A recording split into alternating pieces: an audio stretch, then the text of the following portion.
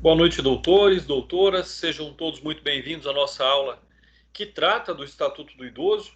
Vocês me ouvem bem? Boa noite, professor. Perfeitamente. Maravilha, muito obrigado, Camila.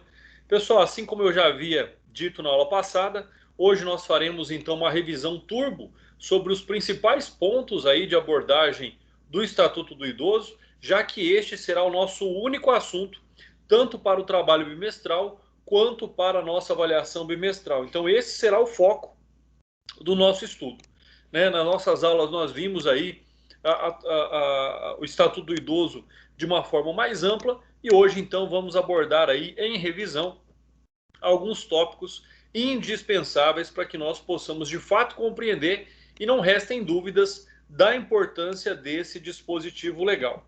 Então, nós temos o que falar sobre o Estatuto do Idoso hoje. Bom, primeiro, se estamos falando do Estatuto do Idoso, estamos falando de pessoas, né, que já viveram bastante, né? E logicamente que esse bastante é um termo muito relativizado, mas estamos falando de pessoas, né, que já estão numa condição onde os direitos a elas devem ser preservados numa condição também de prioridade, né? Eu sempre disse para vocês que tanto a análise do Estatuto da Criança e do Adolescente quanto a análise do Estatuto do Idoso, nós estaríamos aos extremos que possuem as mesmas necessidades ou possuem necessidades prevalentes frente à condição de vida em que estão, né? Então esse é um aspecto.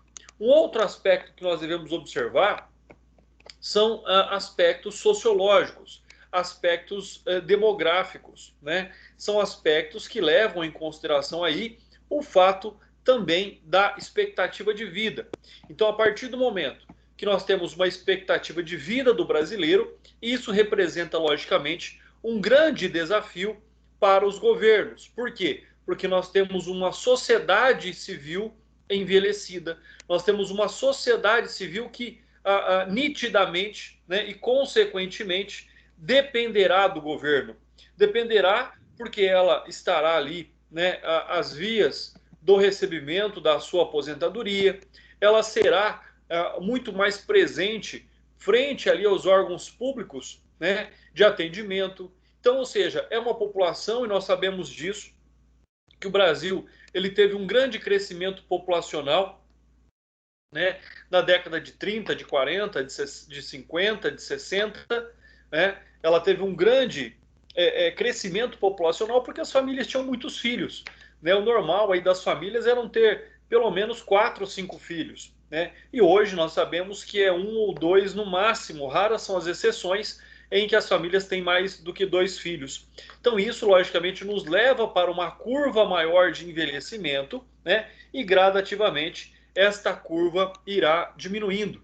Então, esse é um aspecto. O aspecto a ser analisado também sobre um aspecto social é aí o fato de que nós temos hoje uma expectativa de vida muito maior. Então, nós temos muitas pessoas nessa faixa etária aí acima dos 60 anos. Então, isso é o que vem impactando também e expondo a necessidade de políticas públicas e a efetiva garantia dos direitos sociais da pessoa idosa. Né? Então nós temos que buscar a informação, nós temos que ter, né, a compreensão de que a pessoa idosa ela é detentora de direitos e os direitos que ela possui, dentre os direitos fundamentais, dentre os direitos sociais, né, que está ali no artigo 5º e artigo 6º da Constituição Federal, eles devem ser assegurados ainda com mais prioridade em razão do envelhecimento e que esse envelhecimento seja um envelhecimento saudável, né? Mantida ali a dignidade do indivíduo, mantida a dignidade da pessoa humana. Então esses critérios são critérios extremamente importantes dos quais nós devemos aí observar critérios, né, que fazem parte, que eles se estreitam no tocante ao Estatuto do Idoso. Então, é por essas e outras que nós então observamos, que nós então aí devemos manter a atenção sobre o fato dessa garantia, ou seja, e como eu acabei de dizer, em razão aí desse envelhecimento, que seja um envelhecimento saudável, que seja um envelhecimento onde esteja mantida a dignidade do ser humano, né? E agora, de uma forma específica, a dignidade do idoso. Então, essa é uma perspectiva. E em razão disso, né, nós temos uma legislação específica sobre esse tema, também relacionada aí ao Estatuto do Idoso, que é a Lei 8.842 de 1994. Ou seja, então a Política Nacional do Idoso, a Lei 8842 de 94, tem como objetivo o quê, então? Assegurar à pessoa idosa seus direitos sociais, criando condições para promover a sua autonomia, integração e participação efetiva na sociedade.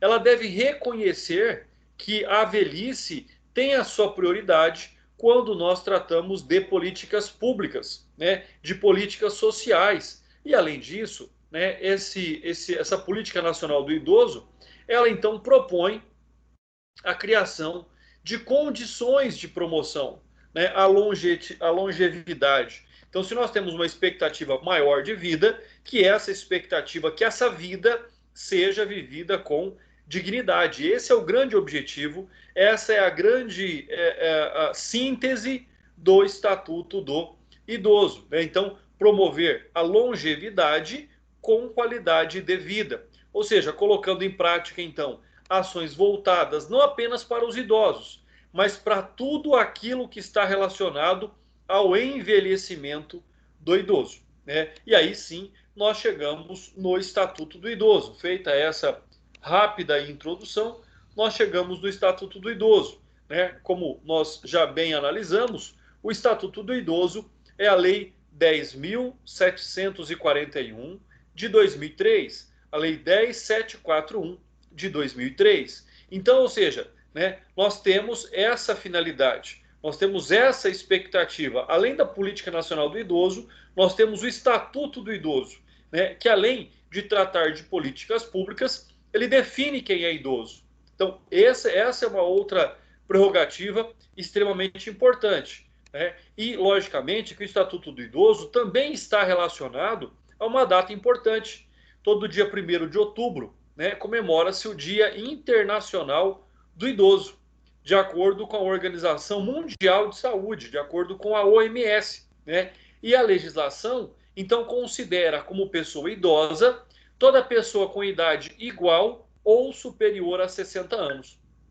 Por mais que hoje nós já tenhamos uma expectativa de vida muito maior aos 60 anos, né? Dizem aí que com a pandemia a expectativa de vida foi reduzida em alguns anos, mas ainda assim é uma expectativa de vida que ultrapassa os 60 anos. Então, sobre esses aspectos, né, a partir do momento que nós temos que zelar por essa capacidade de vida a ser vivida com dignidade, né, é onde então nós observamos aí a questão da expectativa de vida, né? Para vocês terem uma ideia, a expectativa de vida hoje no Brasil, a expectativa de vida média, né, independentemente de homem ou mulher, vocês sabem que a mulher ainda tem uma expectativa de vida maior do que a expectativa de vida do homem, mas uma expectativa de vida média no Brasil hoje é de 75 anos e meio, né? Mais de 75 anos. Então, a partir desse momento, então a pessoa ainda teria aí pelo menos mais 15 anos de vida em média. Em média, nós sabemos que na prática essa expectativa de vida ela acaba superando aí os 75 anos de vida, né? Mas, logicamente, com todos esses critérios aí da pandemia, isso vem aí sendo observado, né? Lembrando que essa expectativa de vida de 75, mais de 75 anos, ela era de 2018, né? Buscando aqui dados mais atualizados, a expectativa atual de vida para o brasileiro em 2020 foi de 76,7 anos. Então seria de 76 anos e 7 meses, né? Para vocês terem aí uma ideia do quanto a expectativa de vida melhorou em razão das políticas públicas, em razão da garantia da saúde, né, do acesso universal à saúde, Em 1945, a expectativa de vida média no Brasil era de 45 anos e 5 meses. Então percebam, em 1945, a expectativa média de vida era de 45 anos e 5 meses. Em 2020, a expectativa média de vida passa para 76 anos e 7 meses. Então nós já tivemos, em razão de todas as políticas públicas que se propagam hoje em dia,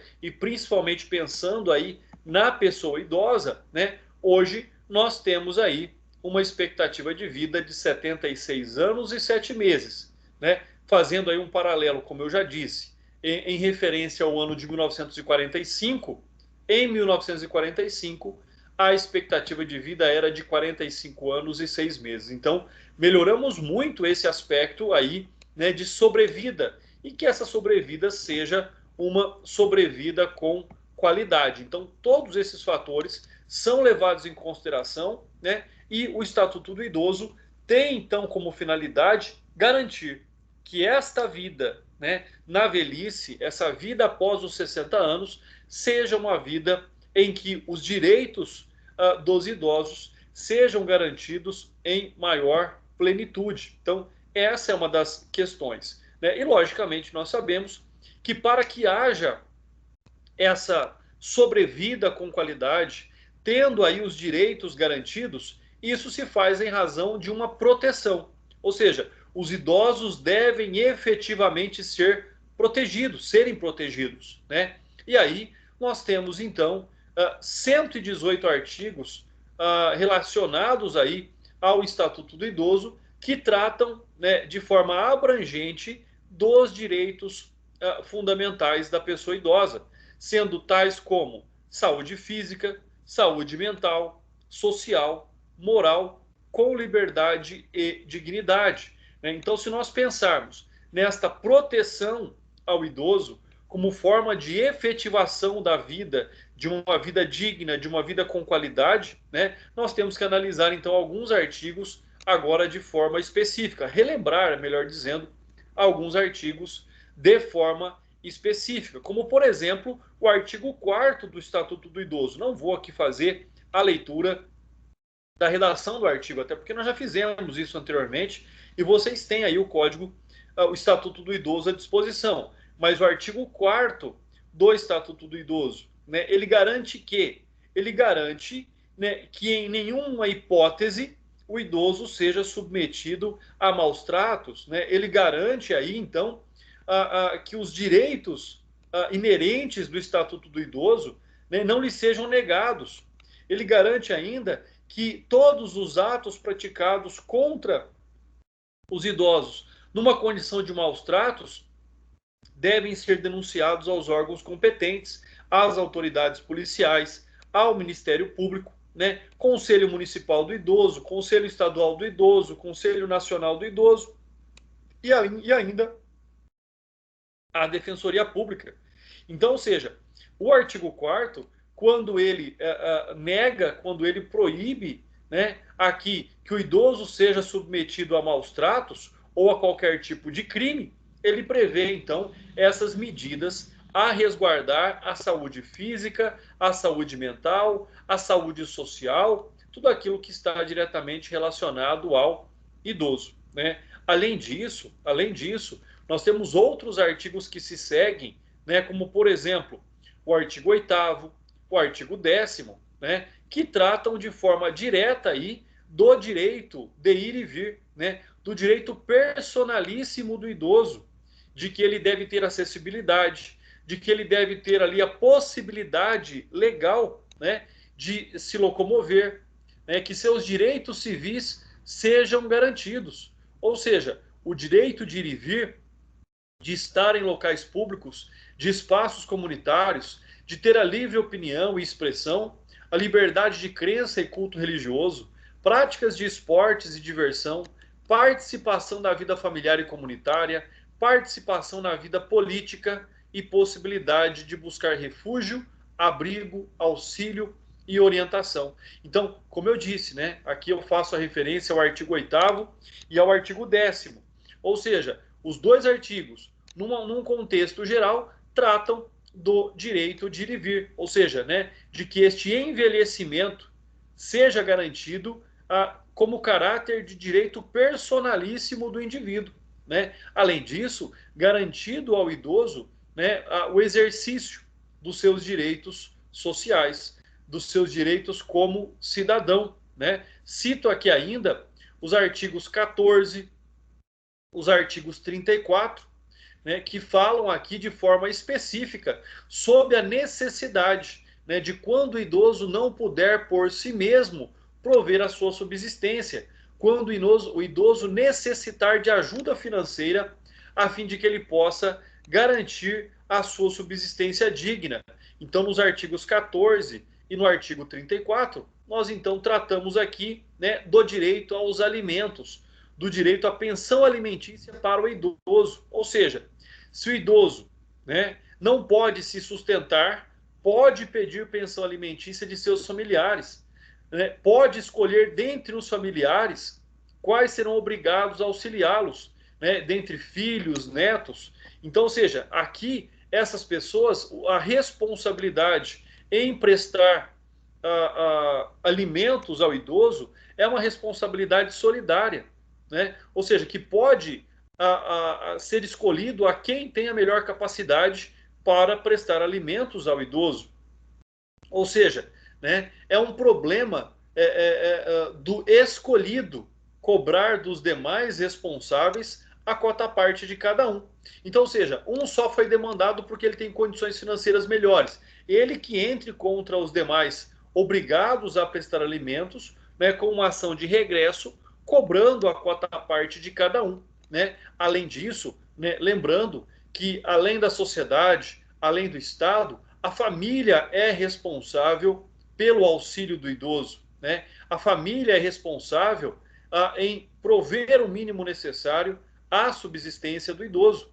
Além disso, nós temos também uma responsabilidade pública, uma responsabilidade estatal, que é a responsabilidade na prestação de auxílio por meio da Secretaria Municipal de Assistência Social e tentar obter o benefício da prestação continuada ao idoso, né? Nós falamos aí, benefício da prestação continuada, o BPC. Nós falamos também na nossa aula. Então, também o Estado, na pessoa, né, no ente federativo ali, melhor, na autarquia federativa do INSS, é que tem essa responsabilidade também. Então, é uma responsabilidade dos familiares, né, numa ordem de sucessão mais próxima. Além disso, existe também a responsabilidade da Secretaria Municipal de Assistência Social e também, né, em razão do benefício de prestação continuada que pode ser pleiteado perante o INSS, né? Continuando aqui a nossa análise,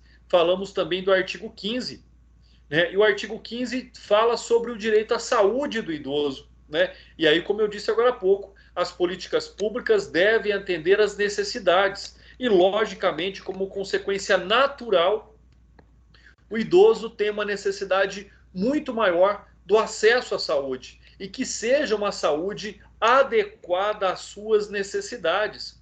Então, sobre esse patamar, o direito à saúde, né? E quando falamos do direito à saúde, nós falamos da saúde pública nacional, nós falamos da saúde pública brasileira, que é, né, o SUS, o Sistema Único de Saúde. E falamos também da Lei 8.080.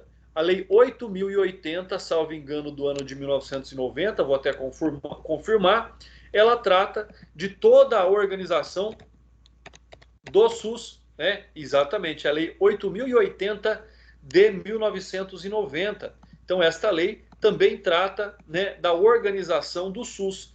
Então, ou seja, o SUS é o responsável direto pela saúde do idoso de forma constitucionalmente garantida, de acordo com o artigo 196. Lembrando que a nossa Constituição Federal trata do direito à saúde de uma forma geral, entre os artigos 196 e 200. Então, nós temos 4 artigos que regulam a saúde pública no Brasil, e isso em nível de Constituição Federal, né? Mas o direito à saúde, o direito do acesso à saúde, né, ele está ali determinado no artigo 196 da Constituição Federal. Então, o direito à saúde por meio do SUS, caberia a ele, então, atender todas as necessidades dos idosos, como, por exemplo, consultas, exames, internações, fornecimento de remédios e próteses, né? O que é uma prótese, pessoal?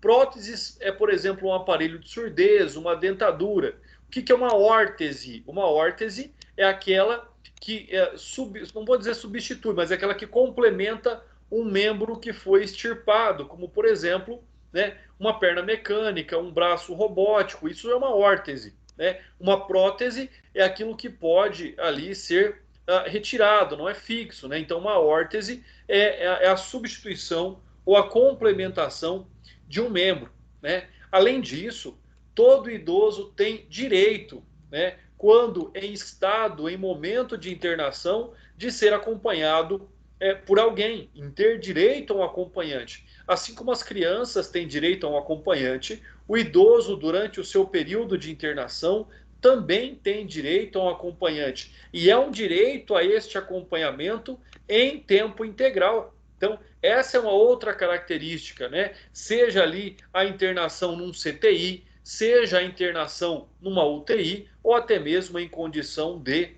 isolamento. Então, o idoso internado tem direito aí a um acompanhante. Além disso, né, quando nós tratamos da saúde do idoso, né, como eu disse, nós falamos da saúde pública, mas nós não podemos esquecer também da saúde suplementar. O que é a saúde suplementar? É a saúde privada prestada pelos planos de saúde, né? Mas antes de nós adentrarmos aí no tema da saúde suplementar, cabe aqui ainda ressaltar, né, que o idoso é quem decide também sobre o seu tratamento, né? Ou seja, quando nós temos um idoso, né, logicamente que já é maior de idade, e que ele ainda tem a capacidade, nós estamos diante de princípios do direito médico, ou seja, o princípio da autonomia do paciente, né? Quando nós pensamos em princípios da bioética aplicadas aos pacientes, né, o que é o direito médico? O direito médico é o direito aplicado à vida. O que é a bioética? É a ética aplicada à vida. Então, tanto o médico tem que ter um comportamento bioético e o biodireito, ou direito médico, né? O biodireito é o direito da vida,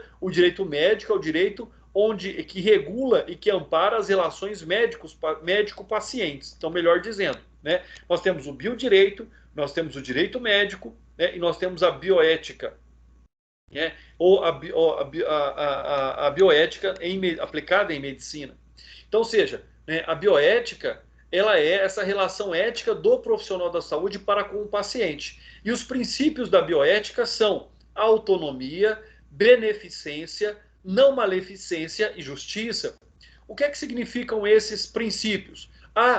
O princípio da beneficência, da autonomia. Vamos começar porque eu estava falando dele. O princípio da autonomia significa que, enquanto o paciente tiver capacidade, discernimento para decidir quanto ao seu tratamento, o médico deve respeitar essa decisão, né? O médico deve dar condições, né, explicar ao paciente em relação ao diagnóstico, em relação ao método ou às hipóteses de tratamento, bem como em relação ao prognóstico, né? O que é o diagnóstico? É o conhecimento da doença. O que são os métodos de tratamento? São as formas, e às vezes não existe uma única forma, são as formas em que aquela patologia pode ser tratada. E o que é o prognóstico? São as possibilidades que existem de melhora em razão do tratamento submetido ao paciente. Então, o primeiro princípio da bioética, que é a autonomia, é a garantia que existe ao paciente de autodeterminar-se, de auto-administrar a sua vida, ou seja, concordando, autorizando ou não que a ele seja submetido a algum tipo de tratamento, né? E quando, logicamente, ele não puder agir dessa forma, cabe então ali decidir, né, o seu curador, seus familiares, né, ou em última hipótese, em casos de emergência, aí sim não é dada essa oportunidade de decisão a ninguém, somente ao médico. Aí a autonomia do médico ela aumenta em razão, né, dessa questão. Ou seja, quanto menor a autonomia do paciente, maior a autonomia do médico em decidir. Quanto maior a autonomia do paciente, o médico ele tem que respeitar essas decisões, né? Eu citei aqui ainda mais 3 princípios. O princípio da beneficência, ou seja, o médico sempre deve agir a prover o bem ao seu paciente, né? Hipócrates, que é considerado o pai da medicina e o autor do juramento hipocrático, né? Assim como nós advogados, lá na nossa colação de grau, nós fazemos um juramento, né? Os médicos também fazem o juramento. E eles fazem o juramento de Hipócrates, né? O juramento de Hipócrates, sobre alguns aspectos, ele vai dizer o seguinte, ele vai resumir na hipótese que, quando o médico não puder curar, essa é a obrigação do médico, mas quando ele não puder curar, né, que ele amenize a dor, e quando ele não puder amenizar a dor, que ele pelo menos console o seu paciente. Então, sobre todos esses aspectos é onde nós, então, analisamos aí. A não maleficência, por exemplo, é a escolha de um tratamento que cause mais benefícios do que malefícios. Né? Por quê? Porque pode ser um tratamento que vai gerar tão pouco resultado positivo para o paciente, mas terá ali efeitos colaterais extremamente graves, extremamente sofríveis ao paciente. Então, o médico ele tem que ter esse bom senso também em não propor ou aceitar o paciente quando ele não escolher, quando ele não optar, em tratamentos que vão gerar muito mais ônus do que bônus, muito mais efeitos colaterais do que exatamente aí benefícios ao paciente. Então, esse é um aspecto também extremamente importante do qual nós devemos observar. E agora sim, adentrando, peraí, eu falei da não maleficência, eu preciso falar do princípio da justiça. Né? O princípio da justiça, ele está inserido, como eu já disse, lá no artigo 196 da Constituição Federal, né? Quando lá diz que o direito, né, o direito à saúde, ele deve ser, é um direito de todos, é um dever do Estado, deve ser garantido mediante políticas públicas de forma universal e igualitária. Então, o que nós temos? Nós temos o direito, né, que é um direito universal, é um direito igualitário. Então, toda pessoa, independente de rica ou pobre ou qualquer condição que a distinga de outros brasileiros ou estrangeiros que estejam no país, tem direito do acesso à saúde. Porém, né, a saúde pública no Brasil, ela também se regula por princípios. E um dos princípios da saúde pública no Brasil é a equidade. Então, todos têm acesso. Perfeito. Igualdade. Mas, porém, todavia, né, o tratamento será prestado de forma equânime. Ou seja, o tratamento será prestado de forma melhor ou de forma mais intensa àqueles que mais precisam, né? E, logicamente, de uma forma menos abrangente àqueles que menos precisam. Então, esse é um dos princípios orientadores do SUS também. Bom, agora sim, passando para a saúde suplementar, né? Recentemente nós tivemos muitos estudos relativos a isso e hoje nós temos então uma garantia de que a mensalidade do plano de saúde dos idosos não pode ser reajustada em percentuais diferentes dos demais em razão da sua idade. Então, esta é uma garantia também aqui dita, mantida aos idosos, né? E continuamos aqui as nossas análises. Cito ainda o artigo 23, anotem aí, artigo 23, artigo 27, artigo 39, né? Artigo 40, artigo 41, né? Se vocês não conseguiram anotar, a nossa aula está sendo gravada, você pode verificar posteriormente, né? Mas eu vou aqui repetir. Artigo 23, artigo 27, artigo 39, artigo 40, artigo 41. E esses artigos, de uma forma geral, tratam do direito à locomoção, né, pública, tratam direito ao transporte gratuito, né? Então, ou seja, o idoso que tenha mais de 65 anos, não 60, 60 é toda pessoa idosa, mas aqueles que tenham mais de 65 anos, não pagam transporte público urbano e metropolitano, né? E é possível ainda que o município onde o idoso more tenha reduzido ainda a idade para 60 anos, porque as leis municipais podem reduzir, né, essa garantia do transporte público gratuito por leis municipais. Então percebam, o idoso a partir dos 60 anos tem prioridade. E quanto maior a idade dele, quanto mais velho ele for, ele terá ainda mais prioridade. Nós teremos outras prevalências, conforme nós ainda falaremos, né? Então, ou seja, aqui com relação ao transporte público, a lei geral fala em 65 anos, mas nada impede que o município abaixe essa idade equivalente também a 60 anos. Mas isso é uma faculdade, né, de cada um dos municípios. E, além disso, nós teremos também a porcentagem de assentos reservados aos idosos. Ou seja, né, nesses transportes públicos, nós temos pelo menos 10% dos assentos são ali reservados para os idosos, né? Agora, isso eu estou falando dentro de uma cidade, isso eu estou falando dentro de uma região metropolitana, né? E agora nós vamos falar também desse mesmo direito agora entre cidades ou até mesmo entre estados, né? E aí só é gratuito para 2 pessoas por ônibus, aí é limitado, então, por condução. 2 pessoas, 2 assentos por ônibus, né?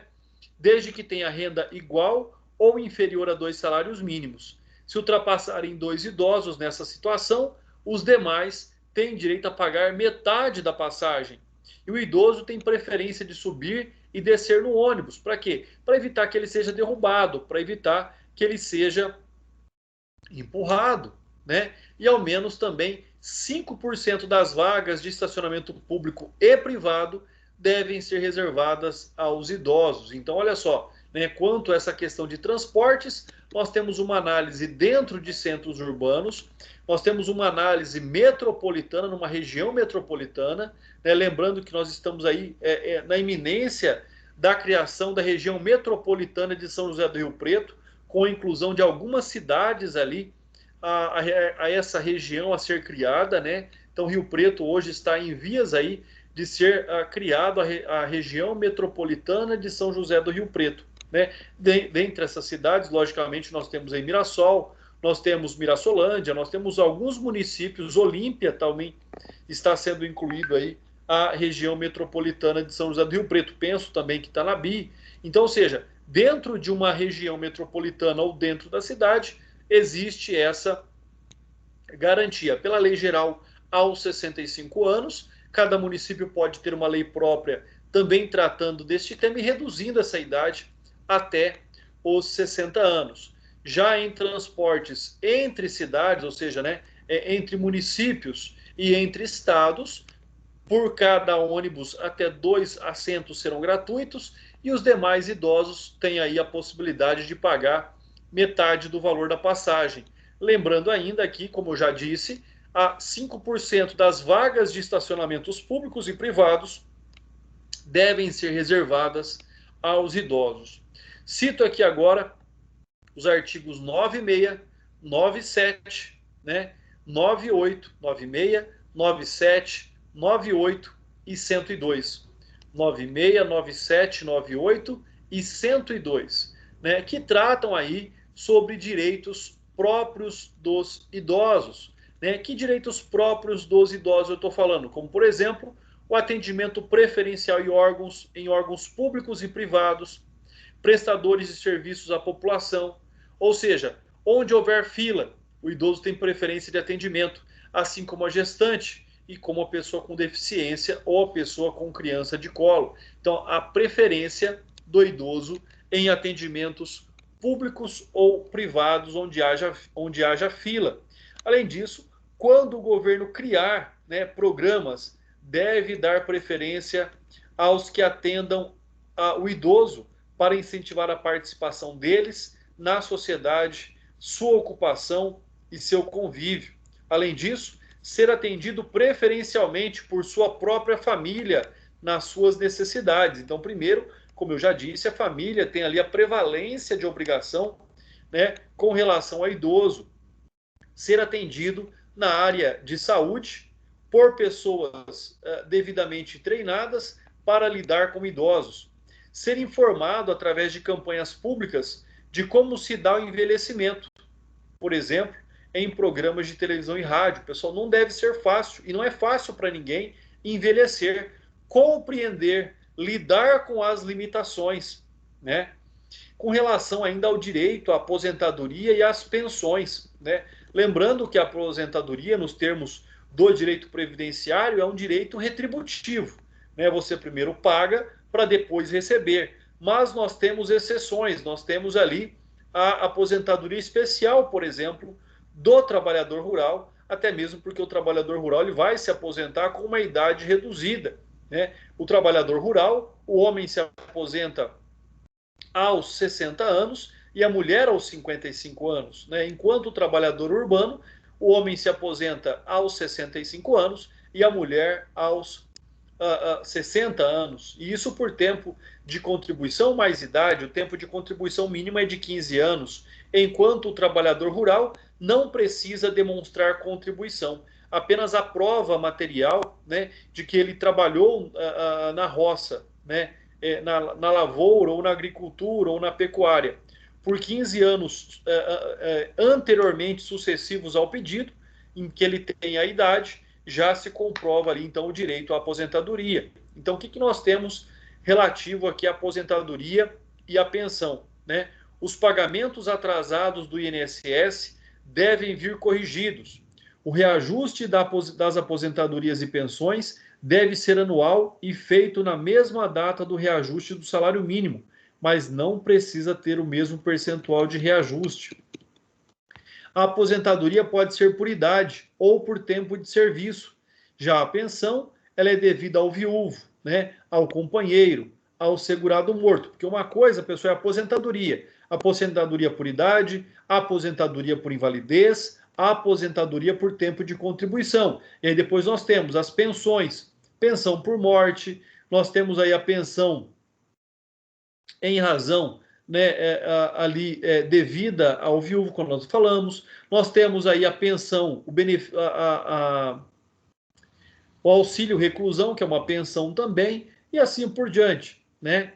Então, ou seja, aquele aposentado, aquela pessoa idosa, melhor dizendo, aposentado não, aquela pessoa idosa que não contribuiu para a Previdência Social ou não pagou, né, pelo menos o tempo que era necessário, e tiver 65 anos e for carente, ele pode pleitear, então, ao INSS, conforme nós já até falamos na aula de hoje, o benefício, né, de prestação continuada, o BPC, né? E o BPC, ele é ali na proporção de um salário mínimo para esse idoso carente, para esse idoso que não tem direito à aposentadoria. Então, não tendo direito à aposentadoria, assim ainda o idoso carente acima dos 65 anos poderá pleitear pelo benefício de prestação continuada, né?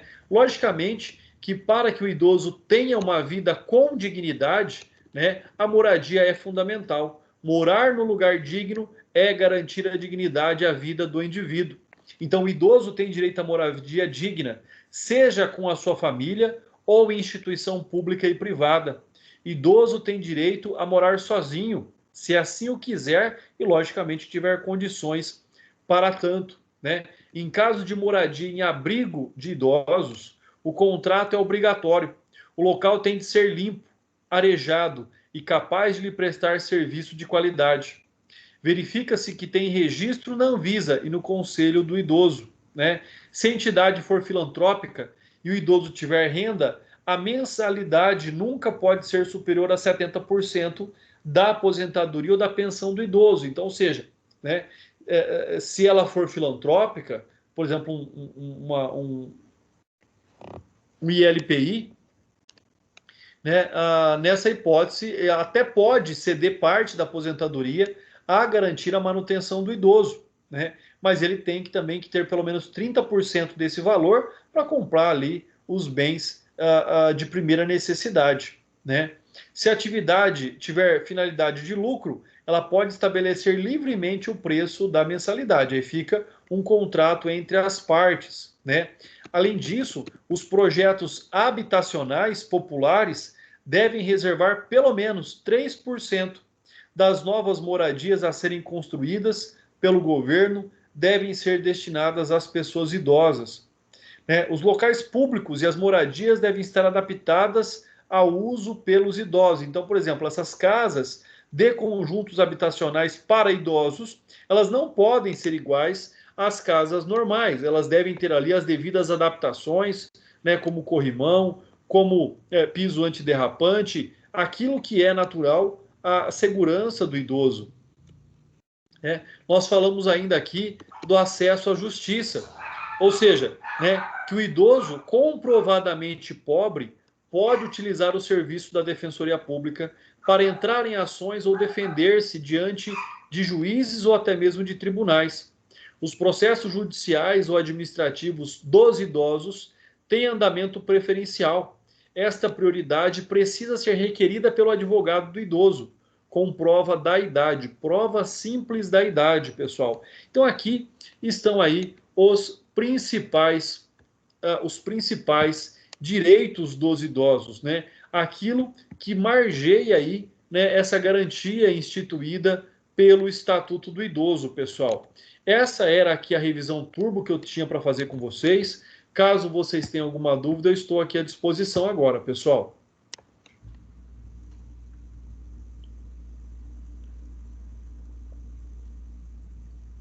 Pessoal, não havendo dúvidas, né, já fica aqui marcado então para a semana que vem o nosso trabalho bimestral, tá? Nós não teremos aula, então em razão do trabalho bimestral, e eu encaminho durante essa semana ainda, ou no início da semana que vem, o link para a Camila aí, para que ela possa encaminhar para cada um de vocês. Eu encaminho com a devida antecedência, né, para que vocês não tenham dificuldade aí para acessar o trabalho. Então até segunda-feira, no máximo, eu vou encaminhar para a Camila o link.